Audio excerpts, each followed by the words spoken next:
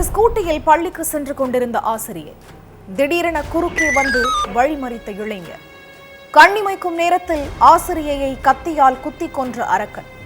கண்ணிமைக்காமல் ரசித்த காதலியை துடிக்க துடிக்க கொலை செய்தது ஏன்? இளைஞரின் காட்டுமிராண்டித்தனத்திற்கு என்ன காரணம்?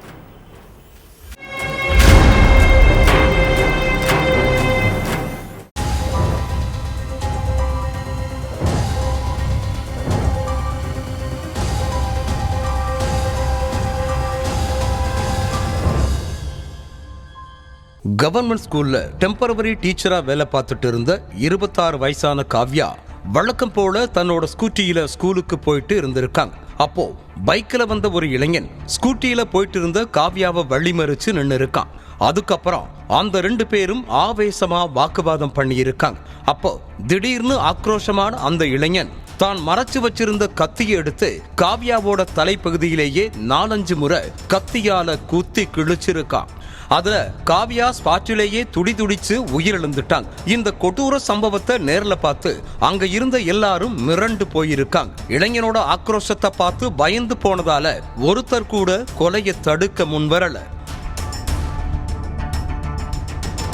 விஷயம் தெரிஞ்சு ஸ்பாட்டுக்கு வந்த போலீஸ்காரங்க ரத்த வெள்ளத்துல கிடந்த காவ்யாவோட சடலத்தை மீட்டு பிரேத பரிசோதனைக்கு அனுப்பி வச்சாங்க. அதுக்கு பிறகு காவ்யாவை கொலை செஞ்ச இளைஞன் யாரு, எதுக்காக இந்த கொலை நடந்துச்சுன்னு பல கேள்விகளுக்கு விடை தேடி நகர்ந்தாங்க. அந்த நேரத்துல ஸ்பாட்ல இருந்த போலீஸுக்கு ஸ்டேஷன்ல இருந்து போன் வந்திருக்கு. காவ்யாங்கிற பொண்ணை கொலை செஞ்சிட்டதா சொல்லி ஒருத்தன் சரண்டர் ஆகியிருக்கான்னு சொல்லி இருக்காங்க. உடனடியா அங்கு போன போலீஸ்காரங்க காவல் நிலையத்துல சரண்டரான அஜித்குமார் கிட்ட விசாரணை பண்ணாங்க. தஞ்சை பாபநாசம் தாலுகாவில் உள்ள ஆலங்குடியை சேர்ந்த காவ்யாவும் மேலக்களக்குடி பகுதியை சேர்ந்த அஜித்குமாரும் ஸ்கூல்ல படிச்ச போதுல இருந்தே ஃப்ரெண்ட்ஸ். இந்த நட்பு நாளடைவில் காதலா மாறி 2 பேரும் கிட்டத்தட்ட 10 வருஷமா காதலிச்சுட்டு இருந்திருக்காங்க. 9வது வரை மட்டுமே படிச்ச அஜித்குமார் பெயிண்டர் வேலை பார்த்துட்டு இருந்திருக்கார். காவ்யா அரசு தொடக்க பள்ளியில தற்காலிக டீச்சரா வேலை பார்த்துட்டு இருந்திருக்காங்க. இதுக்கு நடுவுல இவங்களோட காதல் விவகாரம் காவ்யாவோட வீட்டுக்கு தெரிய வந்திருக்கு. அப்போ அஜித்குமாருக்கு படிப்பும் வேலையும் இல்லாதத காரணம் காட்டி இந்த காதலுக்கு காவ்யாவோட பெற்றோர் மறுப்பு தெரிவிச்சதா சொல்லப்படுது. இந்த சூழல்ல காவ்யாவோட அம்மா தன்னோட சொந்த அண்ணன் மகன் மனோஜுக்கு மகளை கட்டி வைக்க முடிவு பண்ணியிருக்காங்க. மனோஜ் சென்னையில உள்ள பிரைவேட் கம்பெனில வேலை பார்த்துட்டு இருக்கார்.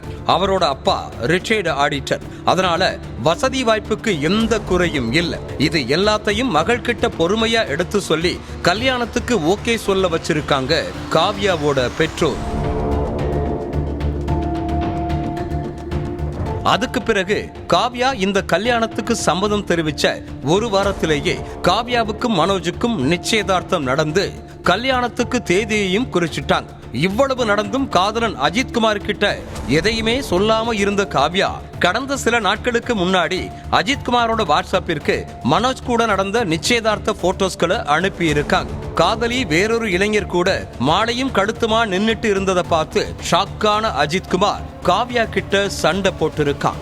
அப்போ நம்ம காதலை எங்க வீட்டுல ஏத்துக்கல, அதனால முறை பையனுக்கு என்ன கல்யாணம் பண்ணி வைக்க முடிவு பண்ணிட்டாங்கன்னு சாதாரண டோன்ல சொன்னதும் அஜித்குமார் ஆத்திரத்தோட உச்சத்துக்கே போயிருக்கான். அதுக்கு பிறகு காவ்யா அஜித்குமார் கூட பேசுறதையும் ஸ்டாப் பண்ணி இருக்காங்க.